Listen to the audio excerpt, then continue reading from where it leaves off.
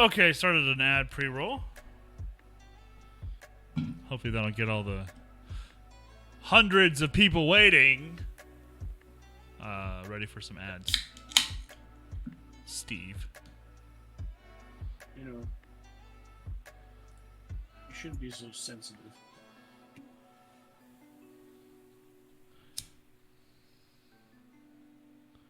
What will the hundreds of people think if they tuned in to see you being petty that way?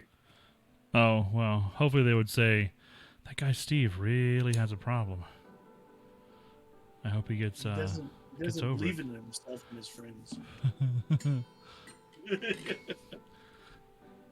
Steve got a haircut and trimmed his beard.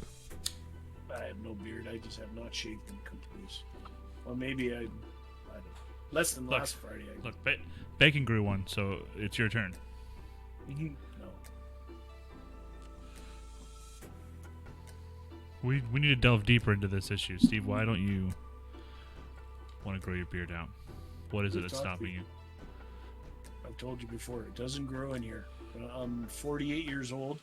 I'm never going to wait for it to come in. I can hear that stubble, what it see sounds it. like right now when you're rubbing it across there. It will grow in. I know, but here is like 5 feet long, and then this will be just... He has a natural Fu Manchu. Fu Man Steve. I believe I'm putting my side profile out on the interwebs. I'm going to crash it. Don't worry, I'm on the opening screen. So Oh, good. Oh, you'd know yes, that if you were one of those people who was breaking down the door to watch, but you never are. I'm so, like yeah. the second person watching your stream right now, so you can't even say shit. Who's the first person? Me? Probably. Most likely you. Probably me. All right, there we go. Alert package is done. Streaming is up.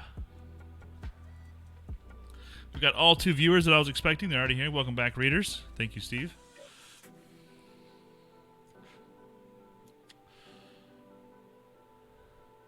All right.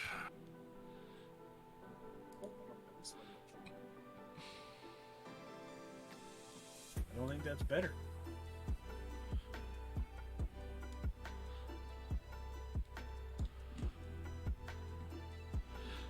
Okay, so I guess we're not getting the full crew tonight. I know that Modus had to take the night off. Our good friend Eric is not with us tonight, but I was expecting P-Pops to pop in, and she has not done so. Get it, pop in. He pops or the most pops. The humor. That's why people tune in. That's what it is. We figured it out. That'd be it. Well, then I say we Jump on in. yeah, A so lot to cover. there is a lot to cover. I'm going to probably paraphrase quite a bit of it because we're starting here at Chapter 4, Topeka. They make their way off the top of the dead train. They definitely discover some weird shit going on. There's no one around. If there are people around, they're dead. But they look like they've been dead for a while. They find a newspaper and they discover something pretty fucking neat. This is Topeka, Kansas, and there has been a global Pandemic. I guess it's a pandemic. What's the one after pandemic? Plague? It's been a fucking plague. Yeah. They don't see anybody alive, and they're hearing a weird sound in the distance. They do spend some time talking about whose world this could be. They, like I said, they do find a newspaper, so they discover the date, at least the date of the last newspaper. No one really notices anything weird until Eddie starts looking at the cars. And he finds a Takuro Spirit, which is not a car that any of them recognize. So it does kind of give them like a degree of separation there. They all kind of feel a little bit of homesickness because of like this type of disaster could be happening. I do think it's also very obviously now it's like kind of serendipitous, but you know there's a plague a pandemic that we've also been dealing with as well. And it didn't get to these proportions, at least hasn't yet. But there has definitely been a little bit of a correlation there. Like when I read through that part this time, I kind of felt like, oh, that hits a little closer to home than it ever has before. Yeah, that's what I thought whenever I was watching the series on that. Yeah. On Important to note also that there's a part where before Susanna gets off the top of the train, she's up there with Roland, and she tells him she wants to chat, she wants to palaver, but she doesn't really like go into any detail. Roland, being the not idiot that he is, kind of has his suspicions, but they do leave it there. As they move on, Roland is acting weird, and he tells them that he'll tell them what's going on later on. They start doing what Eddie calls turnpiking, which, in kind of a nutshell, is like they would all get wasted, pick a designated driver, and then just like drive around the upstate New York area, like turnpikes, and just be high and have a good time riding around. Now, with gas prices in this economy, it's not like a feasible way of passing time, but I can tell you for sure, back when gas was like 85 cents a gallon, I did my fair share of turnpiking. Didn't know that was what it's called back then, but it is very reminiscent. Like you just crank some tunes and point your car in a direction and just go. Take a couple turns and you'll end up somewhere. Yeah, and like a lot of folks still do that nowadays. They'll get on like a motorcycle, or maybe they'll grab an RV, or like so much fun. There is something to that, like where you're aimlessly wandering. Yeah, it's like you don't have a place to go, but that's kind of the point. You always That's hear people say the adventure. Well, yeah, you always hear people say like, the journey is, the best part of the adventure. Like the destination is just getting there, but like how you get there is what counts. And Eddie kind of like lets them know about, back when he was on the junk, that was one of his favorite things to do is turnpiking. We've done that. We The junk?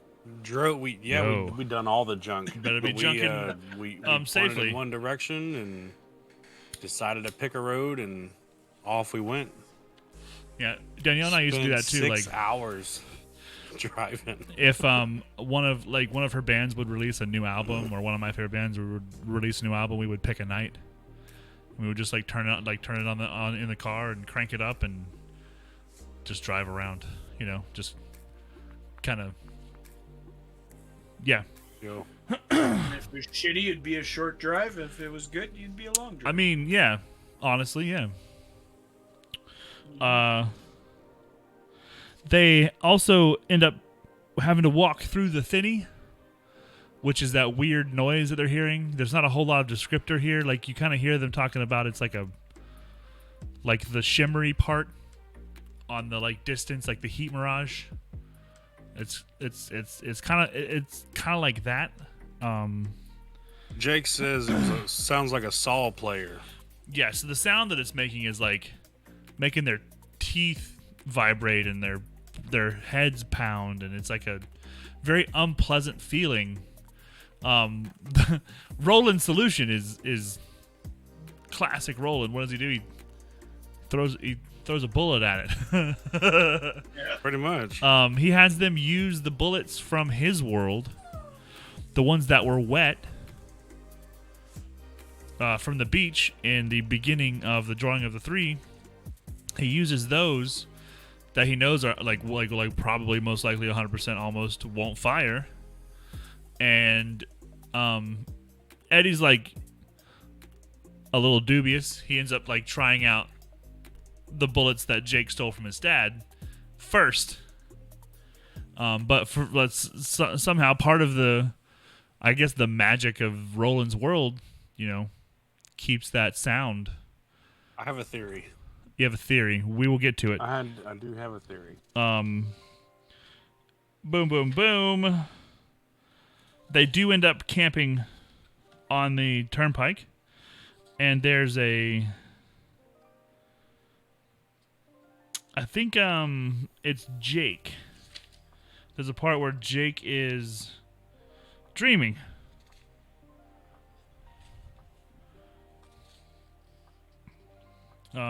He dreams about back in New York where the rose is at.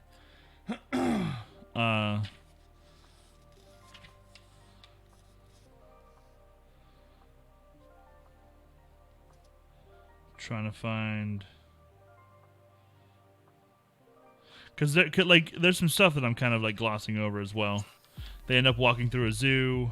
Yeah, that was pretty quick. Then walking through the zoo. Yeah, that was kind of before they got really got going. They see something that it's in subchapter 5 here, where one of the kind of outside tie-ins is you kind of realize that the Topeka that Blaine landed them in, the place that they're at now, is actually from a different Stephen King book.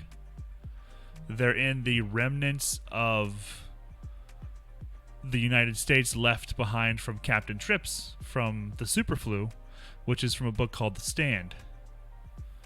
Wow. Yes, they landed in that reality. The walking dude is what they call the bad guy in The Stand. His name was Randall Flagg. Randall Flagg. Which is, if you guys remember your Man in Black history, one of the names he says that he goes by. Yep. One of the other ones he mentioned was Richard Fannin and Walter O'Dim. Also, just beyond the mentioning of the walking dude is another sign that says, "All hail the Crimson King." I think this might be the first time, if I'm not mistaken, we've heard of the Crimson King. Is that right? Yep. Does Because it was spray painted on the signs. Yes. And then with the all-seeing eye. Susanna even asked Roland, "Do you know what any of that means?" And he's like, But at this moment, everyone kind of notices that Roland's like lost in his own head. He's kind of got a little bit of the wool gathering look. He's really deep in thought. Yeah, there's a lot of stuff kind of going on in his head. Ailing him. Yeah, that's a good one. It's dulling his senses. They are Not quite. pretty much in the thinny as they're walking, and they're kind of getting this image of something really far away, way down the end of the road there. Kind of like this big, they think it's a building at first. Jake says it looks like it's his, like crossing like the whole road. It's like right there. And then Roland says something that I think is really important. And it kind of like feeds to his character as well. He says, "It's trouble and in our road." But he won't take the time it takes to like speculate and like study and like, you know, really put any effort towards what that actually is, because he's just like, it's trouble and it's in our road, and it kind of like dismissively, you know, doesn't worry about it. He barely took a passing glance. Yep. Like, as soon as he could have possibly made contact, he looked away. So it's just a flash. Then they There's have something else he says to him too. Go ahead. Yeah, well, I was gonna say like then they have a dream, and it's like everyone's kind of there. Eddie, Jake, Oi, Susanna. They're all kind of there, and they're in front of that vacant lot. There's a poem actually written on the side of the wall there. It's, "See the bear of fearsome size, all the worlds within his eyes. Time grows thin, the past a riddle. The tower awaits you in the middle."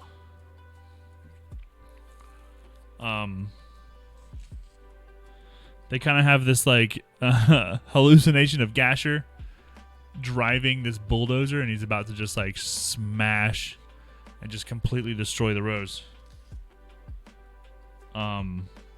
As they kind of the dream gets worse and worse. Gasher turns into Engineer Bob, and then Engineer Bob at the end turns into Roland. And that's obviously like when Eddie wakes up.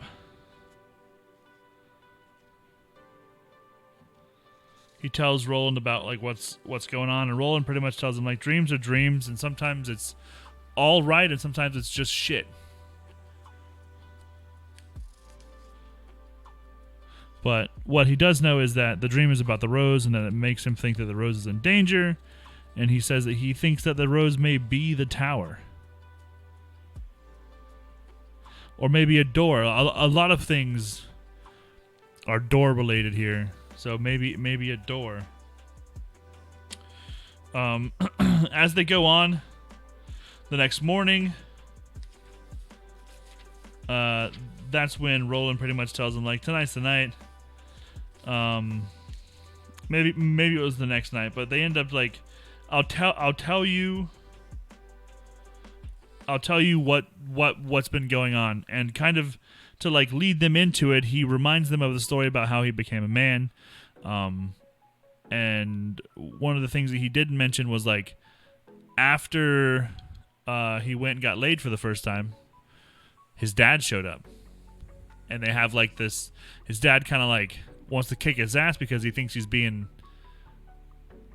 an arrogant, disrespectful. teenager. Yeah, he's definitely upset that he would even try for his guns this early.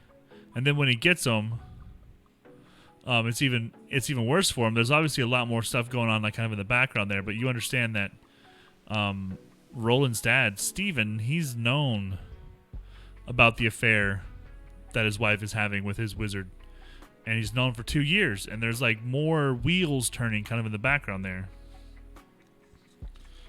And he's more upset. Like he realizes that his dad's more upset because Roland could have died, and then he would have then been on his own. He tells him that I've known for 2 years, and then from there you begin this new flashback, is what I would call it. This is the part where like Peter says, "Remember that time when?" and like Family Guy flashes back to Pepper's Farm, remembers, and it's like a whole new story. Starting It's with like a back in my day. like Roland really is telling them about like what happened back in his day, and the story starts with Beneath the kissing moon, Rhea, who is, you find out, some kind of witch. She's disgusting. I think her name is derived from diarrhea. I would doubt it. That's how disgusting she is. she's definitely a very gross individual. In the beginning, you catch her, here and there. She's got like a 6-legged cat and a really fucked up snake, and like there's a whole bunch of stuff happening with this. She's a witch with familiars. This locked box. She's just a hag. Yeah, she's all those things. But like there's this thing going on with this locked box, and you don't find out like more about what's going on there. Like she takes her time, she brings it outside, she kind of pulls it out, and like what it turns out to be is like a crystal ball. And the crystal ball is pink. It's a pink ball, and it is glowing. It shows her visions. She sees like 3 people on horses, and then it like kind of goes dark. And what happens is she's just picked it up from this guy. She mentions Jonas, a couple of the guys, I forget their names, but they've dropped this thing off to her, and she's supposed to do something with it. She takes it outside. She looks at it. She sees a bunch of stuff, and then she hears her next appointment kind of singing off in the distance, coming up to the top of the hill where she lives. She freaks out because she's supposed to have a lot more time between the 2 visits. You find out as we continue that the person singing is Susan, and she has made an agreement to bear the child of the village mayor. More on that as we continue. But what she's doing here is what the next chapter is entitled, Proving Honesty. Now, back in, I guess, those times, you kind of get the feeling that it's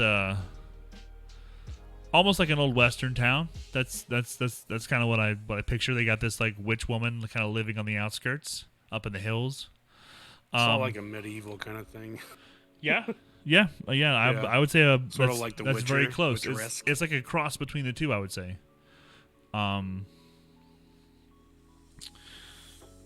She's there to pretty much be tested and checked that she's a virgin and that she's not possessed by a demon. Or a baby.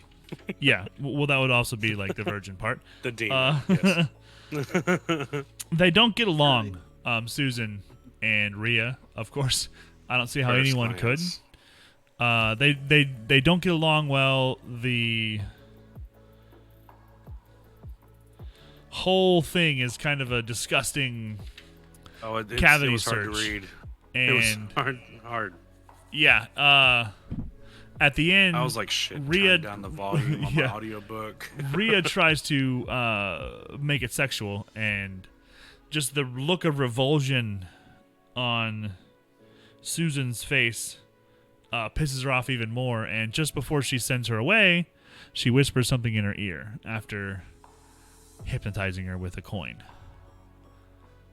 I was like, oh shit, it's done now. It's fucking done. She also kind of, like, while they're discussing what's going on, she kind of opens her eyes to some pretty ugly truths here where, you know, her job really isn't to just bear a child. That's kind of the pretense. But she's pretty much gonna be a concubine. She's gonna be like What was it that she said? He wants. a Jilly. Hi. Yes.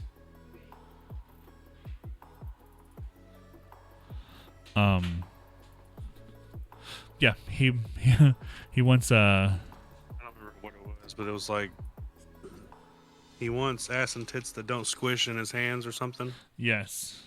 I think that's what he said. I'm trying to find the actual. There it is. He wants tits and arse that don't squish in his hands and a box that'll grip what he pushes. It's Yeah. it's I was pretty like, gross, but Not asking for much, huh? Nah. But it's the longevity of that request. right. Like as she's kind of thought about it and like considered it and like realized like what that means is like, you know, up until she's about 4 months pregnant, she has to then go back to see Rhea and She make has sure to that do she it. actually has a baby and that it's Thorin's baby and like this she's pretty much just like sold her life, and it wasn't fully like the full scope of what she's done is just now kind of hitting her as she's walking home from the old witch's house. She comes across a single rider on a horse who then jumps down, introduces himself as Will Dearborn.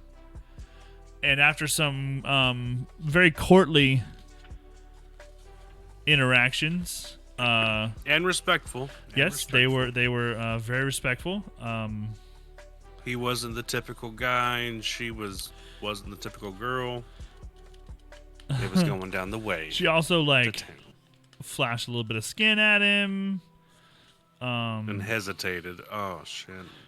He tells her his name is William Dearborn. Diarrhea done tainted her. They talk a little bit about her dad. They talk a little bit about like what's going on with the town, but they don't really talk much about why she's out and what's going on. And you know, they've become almost like really fast friends. And then Will Dearborn explains that him and two of his friends are here because they kind of got in trouble back home, and they're being sent out here as like punishment, and they're just supposed to be counting To horses. fix their problem. Yes. It was kind of like their dad's way of like shooing them off because they're too old to be like, you know, spanked I or figured whatever, that- but too young to like actually have like real responsibilities. So they kind of just sent them out. I figured that they sent them out to go get more horses from the allied towns, Well, but it's so far away. They were saying like they would sneak out at night. One night there was a race. One moonless night after midnight, all of us were drunk. One of the horses caught his hoof in a gopher hole and snapped a foreleg, and he had to be put down. The horse was a thoroughbred, just one of 3 that his friend Richard's dad, who's not well off, owned. After much talk and many proposals for punishment, we were sent here on this errand. One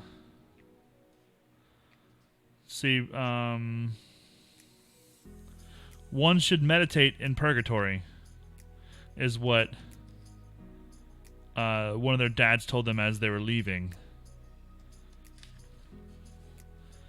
I can't find the exact place, but I believe he tells her that his job, like they're there to count. Yeah. At the To very be end of their honest with meeting, you, shit. she talks about Jonas, DePape, and Reynolds, who are the 3 guys who have just started working for the mayor recently. They're also the ones who dropped the ball off with Rhea. That's important to remember. But also, at the end of their discussion, she mentions, also there's a Thinny. And that's kind of a link that we have between what's happening now with Roland and his friends on the turnpike in the middle of this Thinny, and then like what happened way back then when the first time that Roland got to experience a Thinny. As she's leaving, she tells him, when we meet again, let's pretend like it's the first time. Which to me seems overly cautious, but I can understand. You know, she's kind of in a very precarious position.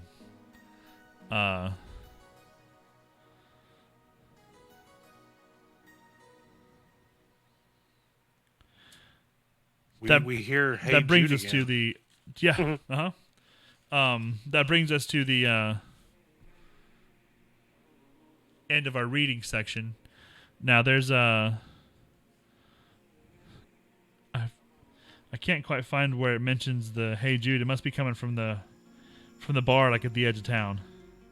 Yeah. It says they It got closer to was- town and the just before they hit the mailbox, I believe. There you go. Thank you, Steve. They breasted the hill. Below them lay a nestle of buildings, the village of Hambury. Only a few lights still shone. The brightest cluster marked the travelers' rest. From here, on the warm breeze, she could hear the piano beating out "Hey Jude," A and a score of drunken playfully voices. murdering the chorus. Not the 3 men of whom she had warned, Will Dearborn, though, and I'm not going to read any more. So Otherwise, I'll get sucked in. we kind of got our heroes on the path, and they've for the first time experienced like this Thinny, and Roland's telling them like, reminds me of some shit like way back in the day, you know. Well, I told you before that I'd talk more about my past, so how about now? And in one of their camps, he pretty much just starts the story about when he was a kid, and you know him.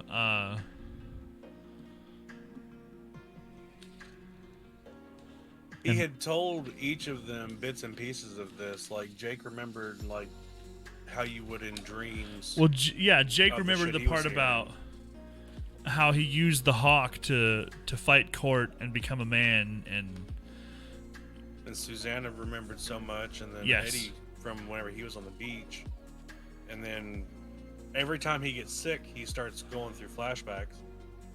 But right before he starts telling this story, he mentions Susan. And Susanna, it perks her ears up. She's like, "Who the fuck has a name like who me? does woman with my name? Want Yeah. my name." And then so he tells them about when he became a gunslinger right after. Shit was crazy. Like, Yeah. Daddy Um, was pissed. Yeah, I think we talked about it maybe once before, like maybe there was a reference earlier on, but this is the first really big kind of other book crossover. Yeah, there was And like The The Stand is setting a was. huge book with a lot of characters. And this didn't actually mention any of the actual characters except for The setting the Walken dude. and Captain Tripp. And Captain Trips was the name of the flu. That's what they called the flu. Yeah. It was. It was a I know it's not a person. I know it's a sickness. it was an eye opener though. That was the main thing that clicked it with me. I mean, I just went and watched the Stand series. and that's what I was gonna say is like with the TV series being out, like we did recently just like watch that, and I actually read the book I think last year or the year before. I read it again recently, and it is it was very easy to picture. it's a great book, and like this little bit right here doesn't take away anything from it. Like it's not like it's gonna make any difference, like change anything on the other side of it, but just having it related is super neat, and there's gonna be other It's parts like that as well. It's like a thread that just ties it in. That's it. Is it used to show how And they're differently our characters are not in their own world? I think so. Is that the impact of it? I think that's It's supposed to just be it. subtle differences. Like they think it's home. That's why they're so homesick, and they are worried. They're like, what the hell? Like, is this my win? Is this my where? Yes, they were all worried. Like, And is then- this what happened to the world? But whenever they saw the car, that was a big light bulb. Like, no, this never heard of this before. Yeah, it was kind of a this can't be my reality because we don't have a Takuro spirit. But And then everything there else was other the same. There was very little things that were just a little off. There was a baseball team. Yeah, that was the wrong name, and I'm glad they made the best of it. You know, like they took the leather harness and used it to get down off the train.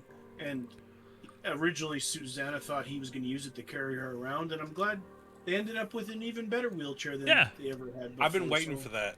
I've been waiting for it. Been expecting it. Like, You know, there's another wheelchair, especially whenever she left the station And, and like- it wasn't with her. I'm like, Yeah, she she's was in gonna like get another like a wheelchair. 1960s style, like old heavy wheelchair. And the upgrade I'm is like picturing probably the one of those older like ones. highly like mobile kind that you can like pop into the back of a car and Damn near aluminum. yeah. Yeah, I bet that was a Still huge heavy. change. Still heavy, but it was that collapsible tubing. That's definitely very Now, what- cool. I picture hers as being damn near a wooden slat with a wooden slat.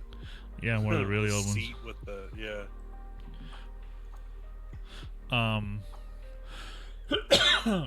They start hearing Yeah, this she has some new sound. digs. They were talking about the sounds Hawaiian, doesn't it? The guy that played his saw in the park.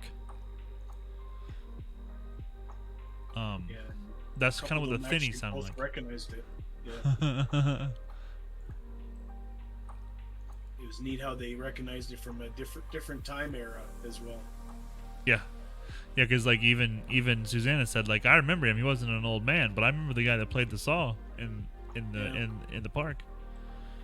What was Eddie's flash to?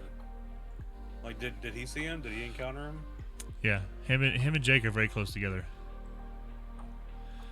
Yeah, Jake would have been his age, give or take a year or two, had he had Oh yeah.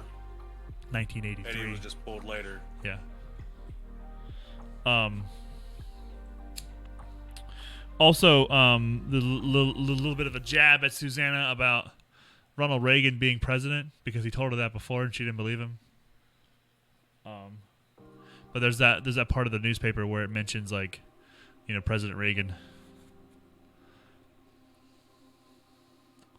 Yeah, I mentioned it in this one. Yep. President Reagan. Once we flash over, we meet Rhea. What did you guys think of her? I'm kind of reading through it, waiting for the other shoe to drop, kind of, so to speak. Because you're like, okay, what's the tie-in? Who knows who? And where does this pull everything in? Because Yes. we've kind of left our heroes kind of in the void. They're off the beam. They don't know where they're going, and I'm And their kinda leader is interested kind of how lost in his own head. Exactly. I'm kind of interested to see how this ties in and what happens. That's what you're saying, yeah. But they've decided to leave a certain direction from the station and just believe this is the way. Yeah. Exactly. And as far as this witch goes, you're kind of almost waiting for the Man in Black to kind of make an appearance, just to see where his fingers were in Roland's history. That's kind of where I'm leaning. I like that, yeah. Right? Because who knows? Yeah. Okay. Like, with Randall Flagg being the Man in Black in the stand, is he gonna have an interaction with our party? I mean, before he ends up leaving? That is what I wonder. Oh, we still haven't seen the Man in Black since Lud either. Yeah. Right? we haven't And that gone was a very completely far. different person. Yeah. What was the difference? And we're gonna see TikTok again. The Man in Black in Lud, his name was not Randall. So What do you mean his name was not Randall? Yes, it was. it was Robert, or wasn't it? Sure. I mean, he goes by many names. Right. Do you think that changes So- his name? That like changes like who he is? Who he is? No, I mean I did, but now it sounds dumb. He's more Can we like cut this part out? omnipresent. He's more omnipresent. See, I was thinking of him being in like different times and different winds, but never at the same time. You know what I mean? Kinda, yeah. Like he uses the doors to traverse the different winds and wares. What if I always thought about it like he just existed in those different times too. Or like it's like his adaptation for that world. Yeah, like he's maybe his name isn't Randall, you know, maybe it's Richard, but it's still him, you know, it's still I wish that he was named Hank. Hank. That would make it funny. Get old Hank, the Man in Black. He sounds intimidating. All I can think about is Hank Hill. He sells propane, ironically.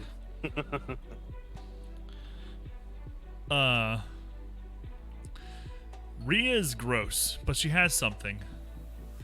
And even Rhea like can't leave it alone. And you kind of get this idea that she's just like thinks she's so much better.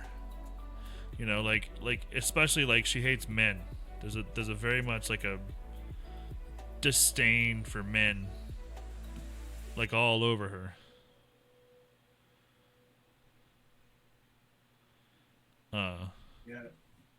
This globe that she's been given, you're kind of interested to see what this is all about too, because it's having an impact on her as well. Yes. It's not something that she's made or that she's owned.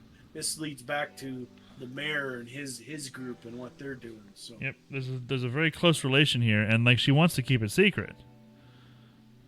yeah, it's almost like the ring from the Hobbit in some ways, hiding it in a certain place. And things Yeah. like that. I like that. Susan sees it. Yep. She's peering through the window. She is. She's a window peerer. I don't. Her peepers were peeping. What does that mean? Whether she sees the globe, Yes. something's gonna happen. I get a feeling that something's gonna happen where she's gonna get the globe. You think she's gonna get it? Yeah. I think who's gonna? I think Susan's gonna get the globe because she's gonna be drawn to it.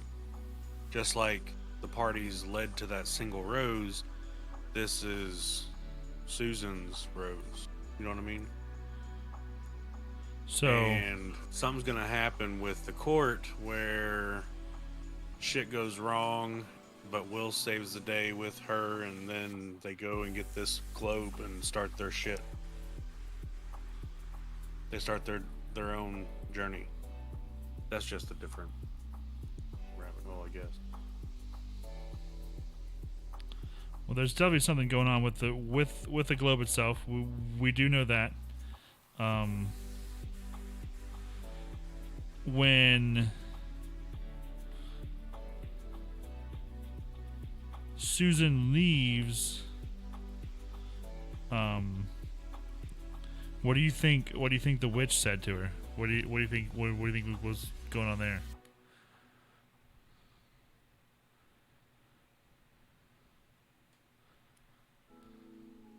Wasn't that when she gave her the instructions? I was a little Yes. bit confused at that part because I wasn't, and I thought she just kind of said to her, "Come back in 4 months to be retested." And Oh yeah, there was like strict. Yeah, she did tell her There were like strict specific times, like when they were allowed to actually like do the actual deed, and Has to be after the fair day bonfire. yes,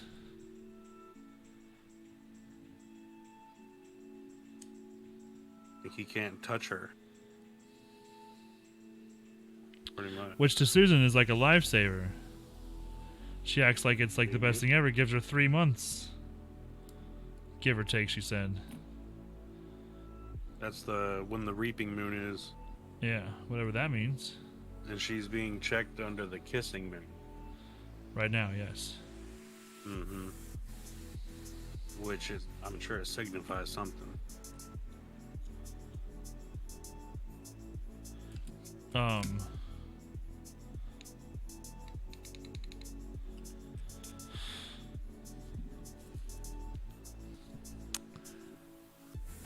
Who do you think Will Dearborn is? Whenever we heard the flashback from whenever he became gunslinger, he was sent off by his father with a horse, a bow, and like a spear thing on the horse, right? And then that's the first description of Will Dearborn. It's exactly the same as Roland as he left Gilead. But then Will said that he wasn't from Gilead, he was from a nearby town. So it can't be Roland. Or it could be, and he could be just lying. He could be rolling but lying. I mean, here he's still a arrogant child. But also a precise child. Well, there's definitely a lot to think about here. They do get into discussing things like she talks a little bit about the mayor. She talks a little bit about her aunt, about her dad. It's already been brought up once that he fell from his horse and was trampled. That's what Rhea said happened to him. Yeah, I think there's a couple things like her aunt's influence on this. Her aunt kind of pushed her into it based on the fact they would get to own land and horses, and Yeah. I'm not sure what her aunt's relevance is to this, other than I guess she's sharing in part of the property, so to speak, with her father going. I think her aunt is her new guardian and has arranged this with the mayor to... Correct. And like what you got to realize too is I'm almost 100% sure here, like at this point in his life, Roland is barely 15. I believe. Yeah, in my head, I'm thinking about him going out of the town based on his father's instructions, and I'm going, okay, how is he going to come back around into this story? That's what I'm expecting. Yeah. Susan is. They mentioned she's all of 16 here. Yeah. The town is called Hambry. They are in one of the outer, pretty much like the fucking like boonies. It's a fishing village on the crescent, I think is what they said. Whatever that means. Geographically, what they're trying to say is they're in the middle of nowhere. They're out, like past the usual, you know, like the town still has like, it's like part of that civilization, that society, but they're like so far away that, you know, they have horses and they fish. Like that's their thing. Horses and fishing. I wonder if they are, when it talks about them being on the crescent, is it like a bay, like Mobile Bay or something? Maybe. Also, Like- I believe, and I read a little further, so I'm gonna make sure that it's actually in here. But does she mention there at the end? Does she mention the sicko? No. Yeah. She's talking about, or she tells him about the Sitco, that it used to be an old. Oh yes, the oil pumping station. Yeah, Yeah, it's she still mentioned pumped, but nobody sicko. She knows that. mentioned something called Eyebolt Canyon. She mentions like the wild horses out on the reach. They think they're wild, but they're not.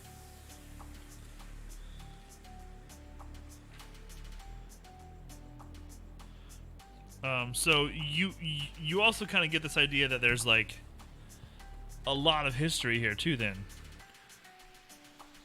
Well, and kind of like Will Dearborn talked about him and his friends coming and counting, and they said not everything is as it appears. You know, we're coming here looking to see who can supply things when we need things, and how many of these oil pumping stations are actually working, and how many horses you have. And Yeah. I think that's important. Something's going to happen there, but also there's this tension between Will and her. Like she keeps telling him, I have a difficult situation here right now, but like they were on the edge of something happening there, and you almost think it's going to jeopardize this arrangement that she has going on, just because. It that's is how stories definitely go. an kind of allusion to some form of attraction. Yeah, like she says, "You see me again? This is the first time we've ever met." Yeah. Because these are serious people we're going to be having dinner with, because this is what's going to happen. Right, and I when you can't meet- have meet like them there. have met you Yeah, already. because they're going to sniff out how we've been talking to each other for the last 2 hours. Don't forget. Can you hear me? Yes. Yeah, that she has thanked him with her lips. Yes. Yeah, that was So part of that the- flirting. Yeah. Which I think that she's so used to the boys gawking over and tripping and being clumsy as hell, and he's just being the complete opposite. So I mean, she is attracted to it. Obvious. I mean, He is definitely that's what she's like. Ooh, it's the man of mystery. It's not like what I'm used to. This is something new. definitely conducting himself rather respectfully. Do you see why I wanted to stop here and not like earlier on? Because you get pretty much a good stop on Roland and the bros, but you also get like a very hefty jump into like what's happening next. The next chapters. I was looking at it earlier. What do you guys think? Trying to haven't see if looked there's an at it all, actual. or- I think you had good judgment. I did need the extra day definitely to get there. Yeah. I'm gonna have to not read so much whenever I'm streaming it. Whenever I get there. Oh shit.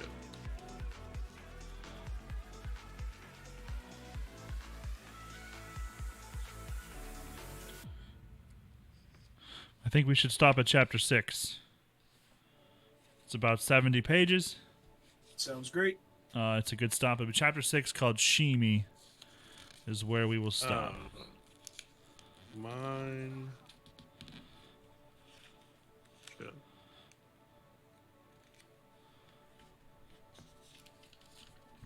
Chapter 4, chapter 5, and then we will stop at chapter 6. Um,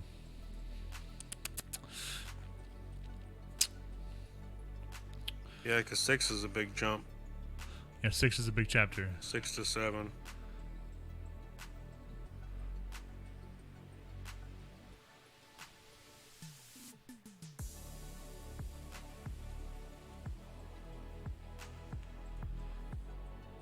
And that's chapter 5.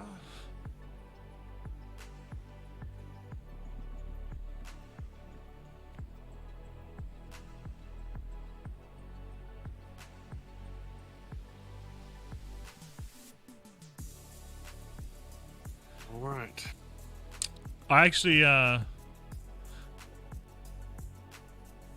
hope you guys are going to enjoy the next bit. It is going to be mostly flashback, I think, for the majority of this book. Will be mostly flashback. We will. What's that? Oh. I was just saying I would expect so. Yeah. There's lots to be unwrapped here. Correct. There's a couple times where we're going to jump into the present, and it's going to end. Obviously, the book will end in the present as well. What is it, Chris? The glass in Wizard and Glass is that fucking sphere that Susan sees. That's the glass. Do you think so? Yeah. Did this That. did this help? I don't Did have that copy. I don't have that copy. did this help you though? This is mine. How does this feel like? Does it feel like a confirmation of your theory? Possibly. Yes.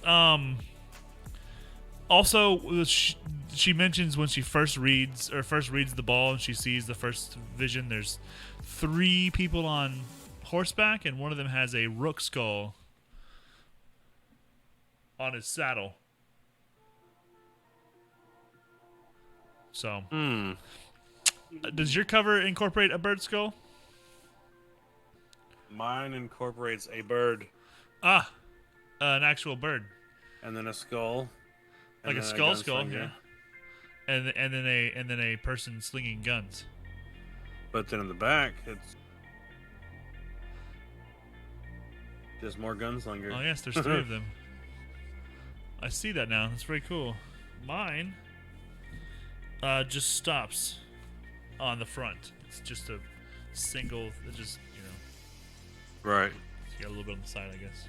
Yeah, it's got the part of the skull on the edge of it. On the span. Well, the next chapter will be due next week. Looking forward to meeting again. Due next week. We're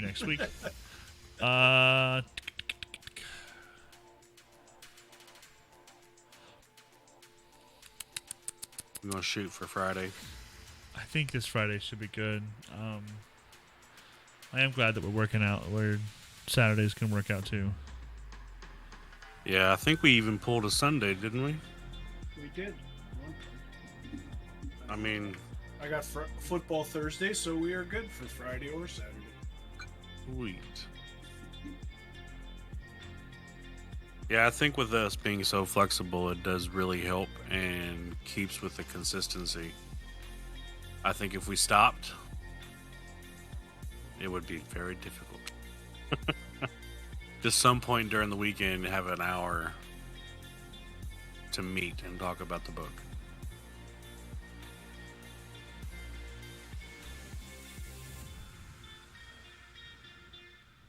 It's like playing D&D. Once you get a little break, it's like pulling hair to come back. Yep. Yes. Hopefully, Modus can maybe throw some thoughts at us in the chat or in the Discord chat. I mean, so we don't miss out, because I know he has some insights. Like he's always got a few insights that I don't didn't think of. So hopefully we can get him to maybe even next episode just have him give us a little catch up, something like that. Otherwise, I think we did great. It was a long section of reading, and we got a lot of like detail, I think. But as far as the actual action happening, we're on par for some action. We're gonna see some action. Yeah, and it's as far as built our in- adventure goes, we've read almost 200 or 100 and some pages. We didn't go very far down the road. No. We are turnpiking, and now we are flashing back. So this is when I think like the book, he could have ended the Wastelands just at the camping in the Thinny, and then started this book right here. I don't know why he didn't, maybe because of continuity or whatever reason, but I think this is where this book actually kind of starts. So I think I know why. Because if he would have started it here in a flashback, then he guess what He the would've lost entire the the entire readers. book went through the keyhole is. But I'm saying he starts- started it. It's like a diet version of this book. Like, it starts right into a thing, and then here's a story that I didn't tell you before about something that happened before. And it's like right In into case you it. didn't know, right there's- into it. Here's this little nugget. I wouldn't be surprised if we get more of those things from him as the years progress. We do have a reading set for next week. I'll make sure to put what I got in the old audio books in the Discord for those who need it. Other than that, though, thanks for being part of the show tonight, guys. Tam, I could tell, looked a little tired. I have a UTI. I don't feel well. Oh Tired yeah, and pain. so I'm sorry about that, but I'm glad that you were here, and I know that you were struggling with this book the first time through, so I'm hoping it's a little easier. It is. It's better now. Awesome, that's very cool. It's probably with that whole flashback memory that I she think- has of reading it. I honestly think like who you are affects what you read as well. So, as you read different things, even if you go back and reread them, if you do it in different parts of your life, like you get something different from it. Yeah. So, Yeah. looking forward to continuing, you guys. It's been great. Just say goodnight to the 4 viewers in chat. Thank you, viewers. Appreciate you. The Good night, y'all. book nerds are happy to have you. If you have questions or you want to join us, or maybe you've read this series before and you have some thoughts as well, don't forget to pop into chat and say hello. And other than that, I think Steve looked the sexiest tonight. You win the sexiest book nerd award. It's the fresh cut, I think, that really nailed it for me. It was a very close second with Can's new hat. So, I just want you to know, like, you earned that first place, Steve. You didn't even have to try. I didn't even have to knit a hat. No. I crotcheted it. Oh, crotcheted. Okay. Yeah, Crotcheted it. It looks good, actually, for your first crotchet. Yeah, I was like, oh shit. At first, it was like It's I was going to turn making into a a fucking cone, gnome's hat. like lay it Yeah. over. It's my crocheted sleeping cap. That would actually be hilarious. Anyway, say goodnight, guys. We'll catch you all later. Good night. Hey,